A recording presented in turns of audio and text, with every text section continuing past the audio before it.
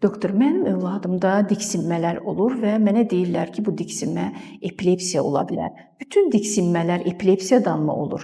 Yox, əlbəttə ki, bütün diksinmələr epilepsiya səbəbli olmur. Məsələn, uşaq yuxuya təzə gedəndə yuxu mioklonusu adlandırdığımız bir diksinmə tipi var ki, bu tamamilə qorxusuzdur, ziyansızdır, körpə uşaqlarda normaldır və uşaq dərin yuxuya gedəndən sonra o tamamilə itməlidir. Əgər uşaq yuxuya gedir, amma diksinmə tutmaları davam edirsə, bax bu artıq müəyyən qədər şübhə yaradır və bunu dəqiqləşdirmək lazımdır.